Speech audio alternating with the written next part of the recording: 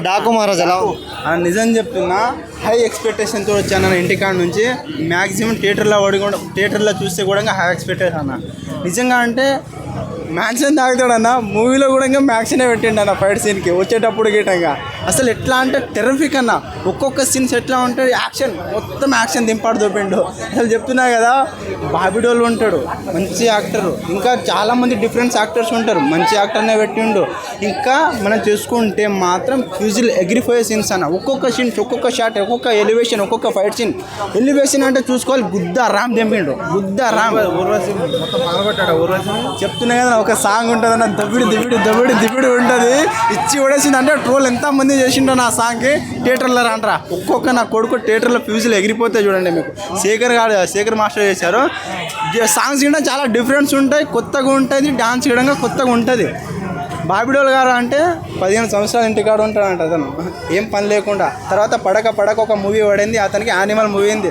20-80 minutes ఉన్నా కూడా అతను 20-80 మినిట్స్ ఉండగా ర్యాండమ్ దించి పడేసిండు మూవీకి. తర్వాత ఆయనకి బెస్ట్ మూవీ ఏదైనా పడిందంటే డాకు మహారాజ్.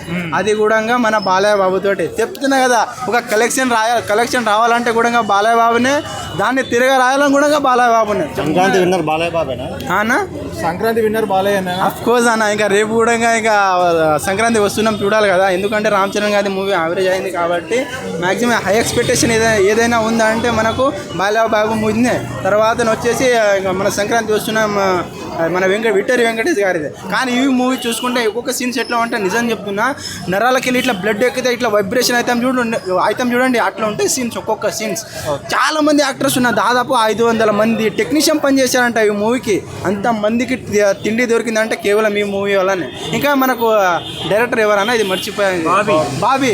ఎంత మంచిగా రాసిండంటే ఒక్కొక్క సీన్స్ ఒక్కొక్క ఎలివేషన్. అండ్ ఇంకా ఒక సీన్ ఉంటుంది అన్న, గుర్రాల మీద నడిచే సీన్స్ ఉంటుంది. అంటే ఇది డూప్ అనుకున్నారు మీరు అందరూ, మ్యాక్సిమం చాలామంది డూప్ అనుకుంటున్నారు. కానీ నిజంగా వేరే గ్రాఫిక్స్ కాదు, యుద్ధం చేసేది ఆయనే, కత్తి తిప్పేది ఆయనే, ప్రతి షాట్లో ఆయనే, మ్యాక్సిమం తనే ఉన్నాడన్న ప్రతి సీన్స్. ఓవరాల్గా బ్లాక్ బస్టర్ అంటావు.